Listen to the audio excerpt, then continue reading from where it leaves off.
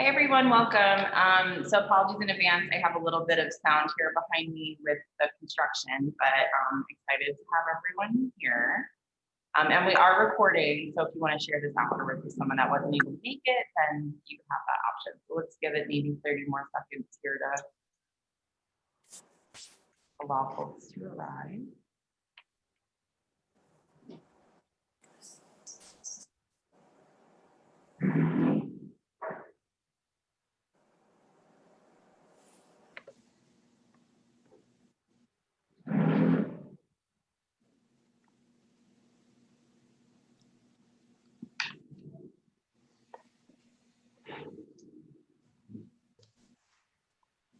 All right, so I guess we can go ahead and just maybe kick things off here while folks are arriving. So hi everyone, in case you don't know me, my name is Audra Lambert and I am the gallery director of Amos Eno Gallery. It's my pleasure to welcome everyone here today to Artists in Conversation for the current Small Works group exhibit, Where'er His Silent Beams Intrude. So this show is experiencing our closing weekend. We're open today, tomorrow, and Sunday from noon until 6 p.m. I pulled together a slideshow of some of the works that are included in the exhibit for the artists to speak on here with us today as part of the conversation. So once again, the current show is called Where'er His Silent Beams Intrude. So this small work show pulls its title from The N-Word Warning, which is the poem that's written by Henry David Thoreau, specifically from the stanza that goes, "Lo, when the sun streams through the wood, upon a winter's morn, where'er his silent beams intrude, the murky night is gone." So again, just in terms of the theme, it really echoes this sense of Thoreau of having a point of solitude and reflection, which, as we all know, speaks to many of our experiences with the lockdowns that are happening, etc.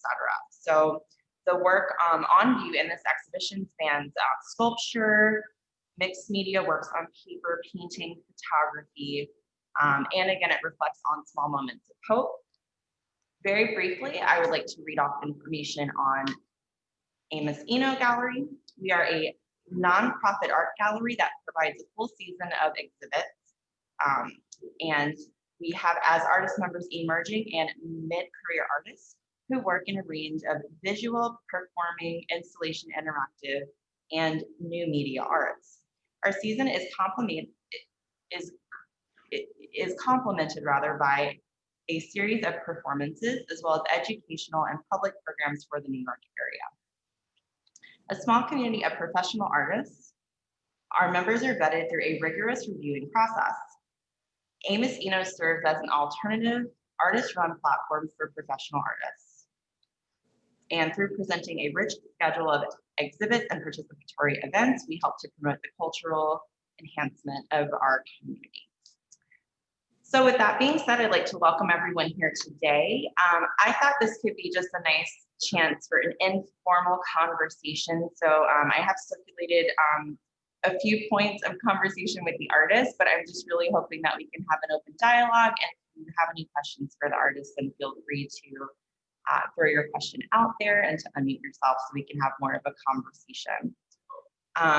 So I thought we could start off here with speaking about the theme of the exhibit and the works that are included. So as I already mentioned, one of the themes throughout this exhibit is producing work in isolation or having a sense of solitude, and yet also seeking out avenues of hope. So I just wanted to ask all of the artists how they see these themes express themselves in their practice or even in specific works that are included in the show. And the first artist I see when I look over is, hi Irja, I'm gonna kick that to you first. Okay. If you don't mind. Yes.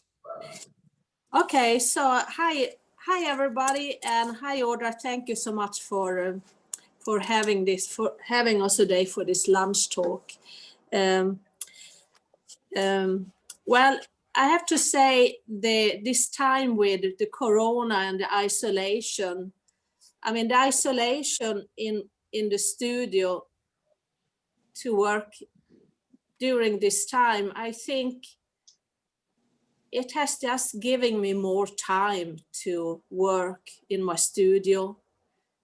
And I always felt like, I mean, being an artist working in your studio, you are kind of isolated. So it hasn't really changed so much for me, I think. So perhaps in terms of the works that you have in the show, are you able to link those themes maybe explicitly to one of those? I'm looking at the Curious Yellow 3 sculpture now. Yeah. And can you ask, what was the question? Sure, just, I mean, in terms of the themes of the show, which are pretty broad, but ideas of hope and perhaps working in solitude, have you found that you've like had perhaps a new direction in your work since the lockdown, maybe? That you can share? Okay. Yeah, I actually, the work that I have in the show, Curious Yellow, this yellow piece and the other piece, those are part of a project I started 2018. And they were smaller pieces, they're all thrown pieces pretty much from the beginning. And they have actually moved in.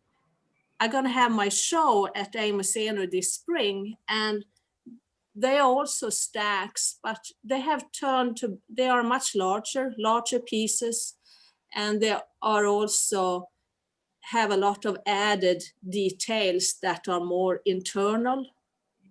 If you understand what? Yeah. Yeah. So as you mentioned, you have a solo show that's upcoming. So I welcome everyone to stay tuned on the Amusino website for that. And we look forward to seeing the larger pieces. And speaking of larger works in the show, maybe Erin, I'm actually looking over here at the photograph I have from your detail series. Do you want to talk through that, perhaps related to the theme? Sure, absolutely. Thanks, Audra. So yeah, the series details has been kind of ongoing since 2017, and as far as its relation to the different sort of themes in the show, I'd say that it probably most strongly correlates to ideas of isolation. And I guess a lot of feelings that people are feeling during the pandemic. But this is, as I mentioned, this is a series that started in 2017, and it sort of came out of a period of time for me that I was transitioning out of my MFA program, and I was going from this sort of very intricate, large community where I constantly had access to people. I had a studio. It was all of these basically complete immersion, to suddenly not having any of that and feeling a little lost in the process. And so this project basically came out of trying to find direction again. And so in doing so, I engaged in a practice of presentness, of being present wherever I was, and to acknowledge subtle human impacts in the mostly urban environment as a strange connection to other people I'd never meet. And so the two pieces I sent in, only one of them is on display, but the two that I sent in that Audra has in this presentation file here are the two that I thought most directly and aesthetically related to the poem, wherever His Silent Beams Intrude, as they both specifically relate to sort of peculiar light formations that I just happened to notice in being in transit. And so to wrap up, I would say that a lot of the isolation that we're all feeling in the current pandemic, I think that this series, which continues, that I've continued to work on through the recent pandemic has been sort of an exploration of a lot of those feelings. Well, thank you for sharing that. And I think specifically when you speak to the urban environment and kind of experiencing almost a sense of isolation while you're in a space that's usually very full of hustle and bustle, it is a very eerie kind of feeling, very different from perhaps, say like a woods in the winter, but still eerie in its own way. And I think actually maybe Jessica, because you're also here, because you have a studio right here down the street in an urban space, do you want to reflect on the works you have in the show as well? Yeah, sure. Thank you, Audra. The works that I have in the show and how they might relate to isolation and hope, I was thinking a lot about it. And I think that the works that I've been making recently throughout 2020, you know, the year before I was making a lot of paintings with totems and monoliths and thinking about cycles and transformation. And throughout 2020, it kind of shifted to these vessel shapes and more about birth and emergence. And I was isolated in my studio. I have a studio at a live workspace, so I didn't have to leave my house or anything. So it felt like a hibernation period. And it gave me a lot of time to reflect on myself and my practice. And the works that I was making over the last year, they kind of became self-portraits in a way. And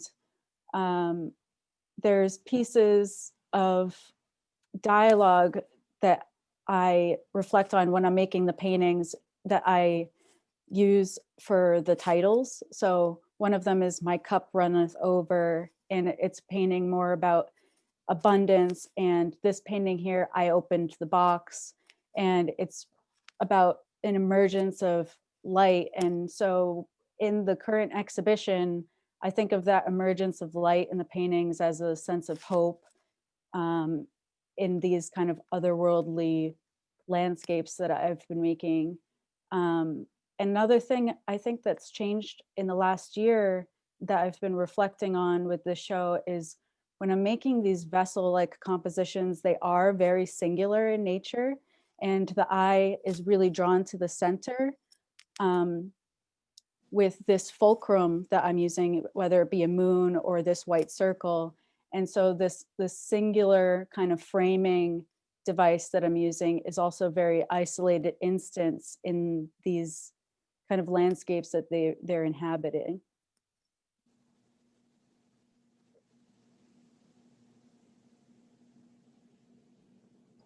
Yeah, thank you for sharing that. And I know you had also mentioned that these are smaller studies for larger works. Are you still working in a large format? Yeah, so a lot of the work I've been making has been smaller lately. I usually make work depending on the scale of my body. And so these paintings are 11 by 14, and it's about this shape of a bust or a head. So it allows for a little bit more intimate viewing because the viewer has to get closer to the work.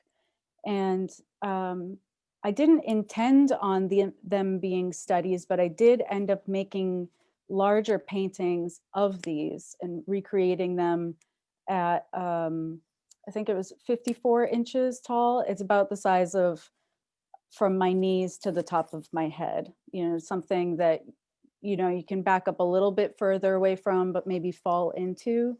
I think a lot about the movement of the body around the work. So the scale of my work is really dependent on that. Well, that's really helpful to know because this is a small work show. I haven't had the opportunity yet to see your larger work, so I hope to have that chance at some point when things start to calm down. So that's probably a really good point then to jump over to Kahori Kamiya, because you have work in the show here, Kahori, that very explicitly relates to the body. So do you want to talk about perhaps how your work has shifted in the past year?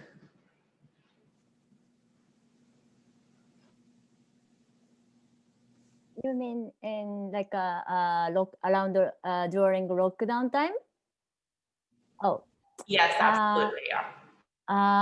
Look at the lockdown.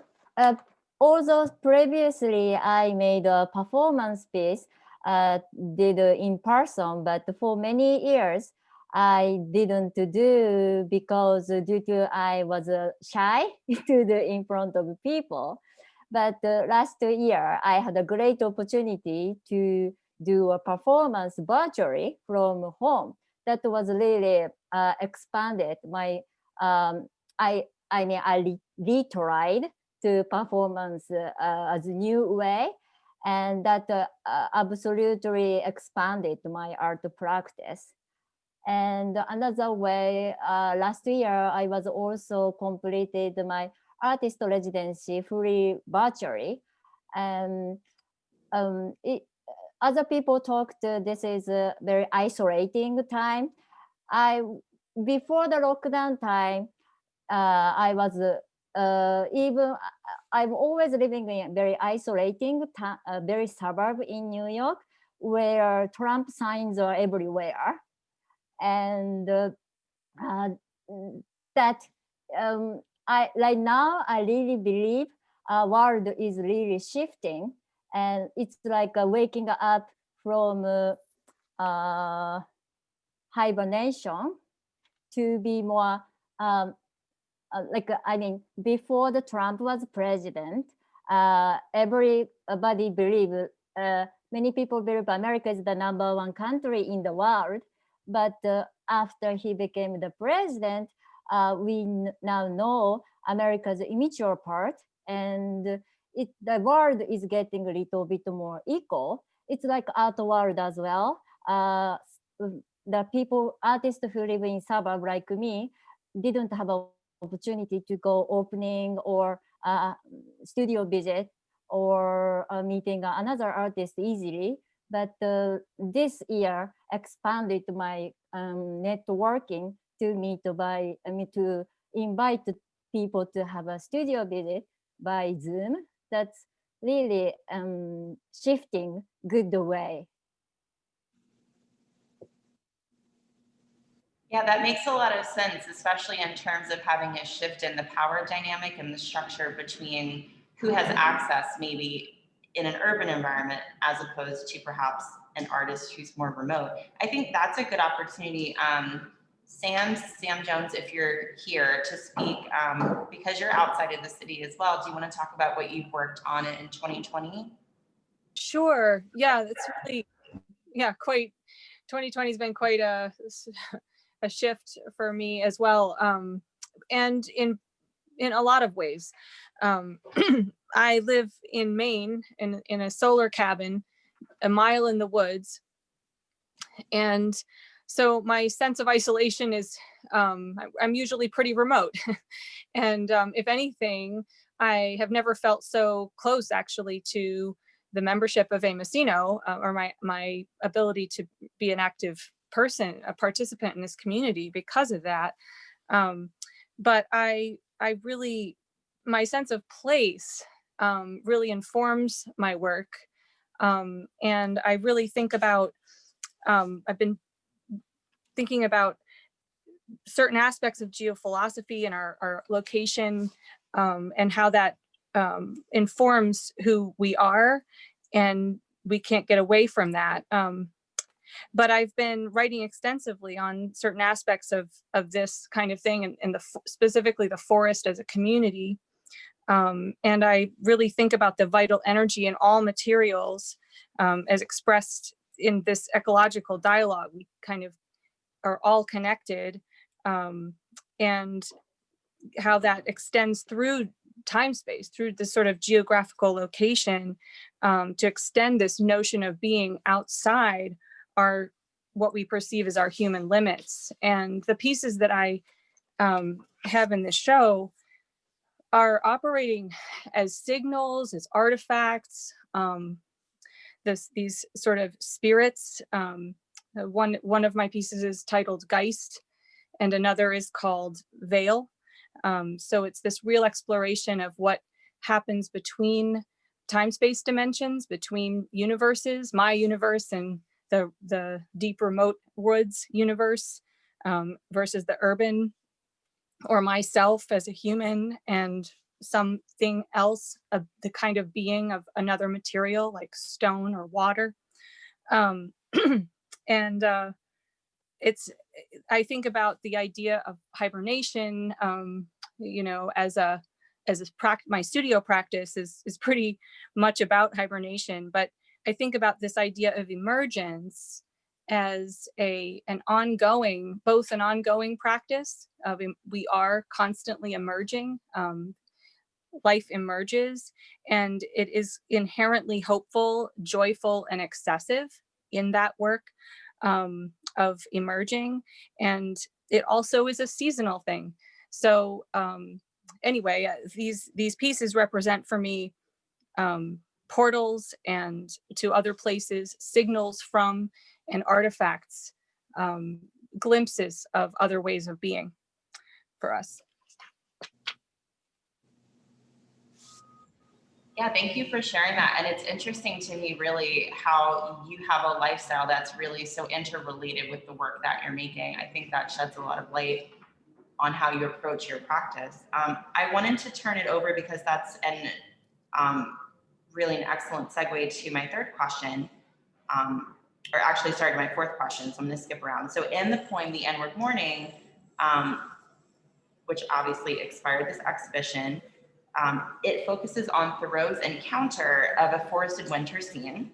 And I was wondering for artists in the show, if you find that perhaps your geography or sense of place or environment, as we already heard from Sam, have an impact on your practice. And I wanted to ask this question of Philip Swan. Phil, are you able to shed some light? Okay, great. So the sense of, just repeat the sense of space with the work. Sure, yeah, so how you're perhaps affected by the geography or the environment around you in your practice. Yeah, I think, I mean, the work that's in this show, you know, it's earlier than in my solo show I had in October, but it was still informed by geography in the sense of, I've always been interested in the work of Richard Diebenkorn and the way Diebenkorn has, you know, for the most part, pure abstraction, but it's capturing his landscape where he was working in Northern California. And, you know, whether you know that part of the country or not, but if you've ever been to San Francisco, you can really see, you know, the way the streets are elevated and the hills, you really start to see Diebenkorn's work makes even more sense after you've actually been in that geography. So my work is obviously informed by the geography of New York City, of an urban environment. So the works in this show, the geometry of them, I was thinking about light at the time, which is why I also included them for this beams of light. So these are probably less urban reference than it is about light and spectrums and angles and things along those lines. So that's kind of where it's coming from. And as I've said before, I mean, there's a certain spiritual aspect I see in light and geometry and abstraction. So it's contemplative, you know, so that's also, I think, an angle to it that relates to the title of the show. Yeah, and then you did have your solo show recently, as you mentioned, and because this is a smaller work show, do you want to talk about the scale that you generally work at as opposed to the works in this specific show? Yeah, my works are slightly larger now than these, yeah, the scale. I've always been interested in you know, works, abstract works that are on a more human scale than these kind of. You usually think of these things that take an entire lobby, because they lend themselves to a domestic space. So I think that's always been of interest to me, and partly it's just by nature of necessity. You know, I don't have space for a canvas that's the size of, you know, a Jackson Pollock painting. So I think that, but these are, you know, it's a small, it's an intimate scale, and I think they work better when there are more than one works on a wall. So the way you hung them in this show, I think I like the way you did that. And you know, it'd be swamped on a wall on its own, but in dialogue with a related work, they're purposely meant to hang together. And so that's, whereas a larger work obviously can stand its own on a wall, but needing to have a companion piece. Yeah, thanks for that. And I think it is helpful to know kind of the scale that you are thinking at. And I know for many of you in the show, we already heard from Jessica that in terms of the scale, it is important. And just we had some restrictions in terms of the size for this show. So I just want to make sure everyone's able to share their usual scale with our artists. I think at this point we can kind of open it up. I don't know if anyone has any questions or if anyone just wants to kind of seize or expand on perhaps a point that they heard another artist speak on and reflect on their own practice. But I would like to open up the floor either for questions or reflections.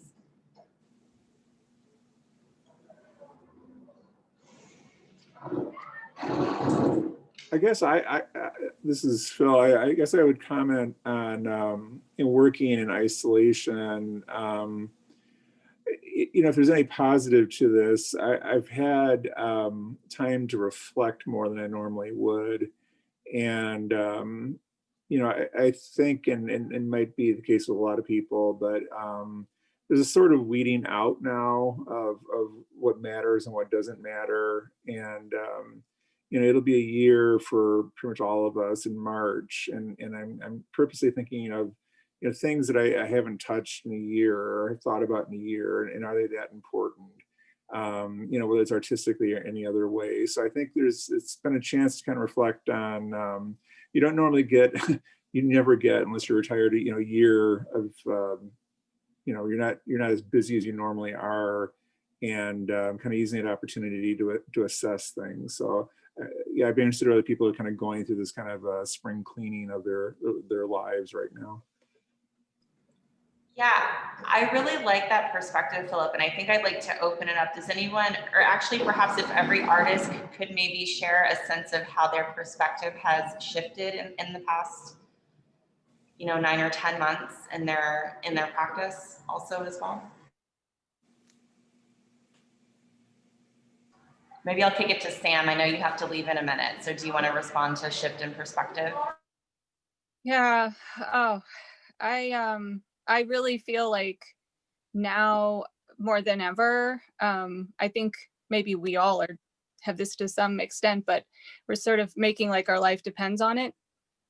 And I recently pulled out a piece of 30-foot long, very expensive velvet that I'd been terrified to touch for years, and I put it, I spread it out, and I said, I'm going to ruin this thing. I'm going to do everything I can. And my process was basically to entirely subvert my own sense of agency at every part of the making process. And so I've made this piece. It's happened, and it came from that sense of urgency, you know. And making it real. So yeah, thank you for that question, Phil. That was really great. Sure. So sort of a sense if a not now when, right? Yeah, it better do it. Better do it. So I'll hand it over to Irja, and I think this is kind of a good place to wind down because we have about 7 minutes left. So I'll hand this question about shift in perspective on to Irja, then Aaron, and then Kahori, and then to Jessica last.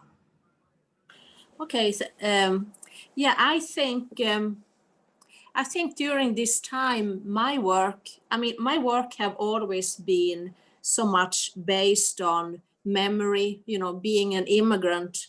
I mean, I'm from Sweden, and the place where I'm from, it's a town that is relocated because there's a lot of fractures in the ground. It's a mining town.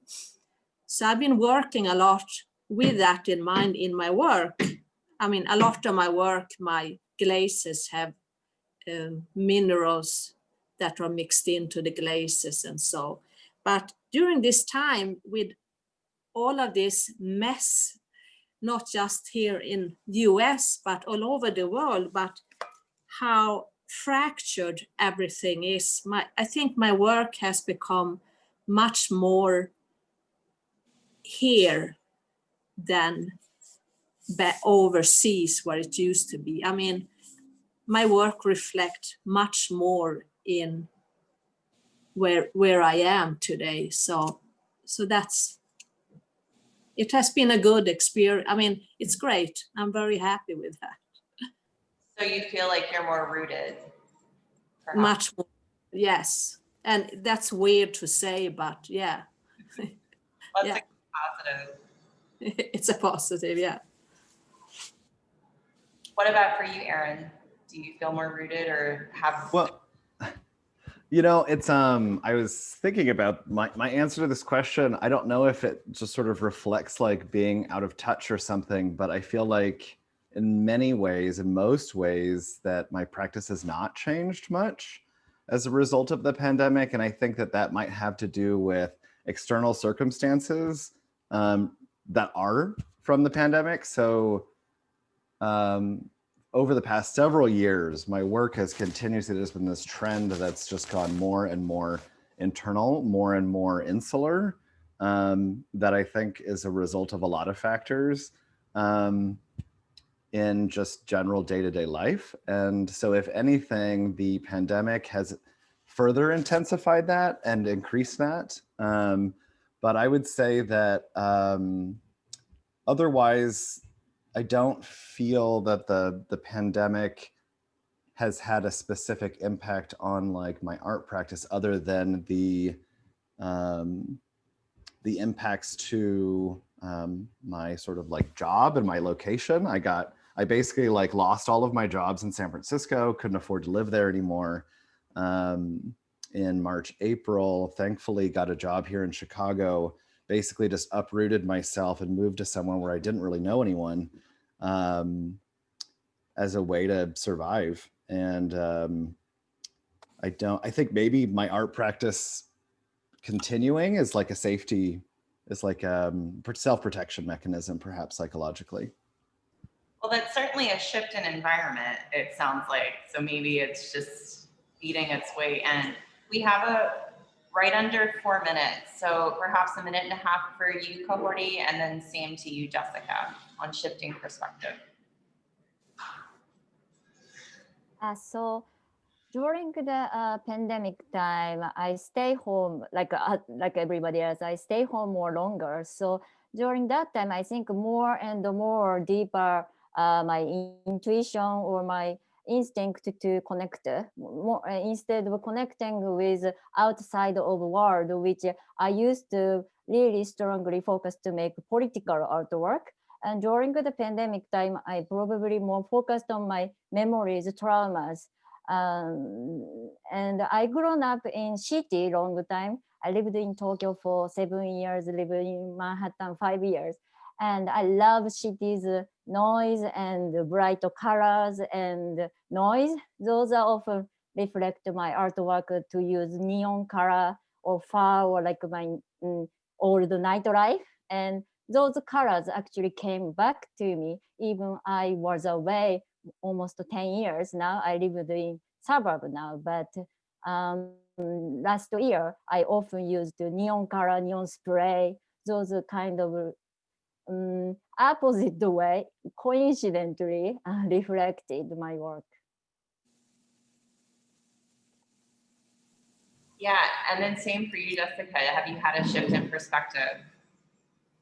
I think that my biggest shift in perspective would be, you know, I had a sense of urgency instilled into me when I was going to art school. So I have had that and I work a lot, but since this past year with the pandemic and the protests and everything like that, there really has been an existential, emotional sense of urgency with making my work, and having the time to be in my studio all day, every day, if I wanted to, really had me thinking about reflecting on myself and my mental well-being. And I started a project last spring where I interviewed artists around the world and how they were dealing with the pandemic, and being able to have that sense of community with that project. I was taking a lot of advice from other artists in, you know, having a sense of urgency in terms of slowing down was also just as important, and taking care of myself. So I guess in terms of my perspective changing, I have given a lot more agency to my mental well-being in my art practice, and kind of taking the time to slow down as well as, you know, speed up when I need to. We have about 5 seconds, so thanks for coming. And I hope we all have some time to slow down and to virtually connect. But have a great weekend, and we hope to see you here in the space. Feel free to visit. Thanks for everything. Nice hearing Thank from you. everyone. Thank you so much. Bye.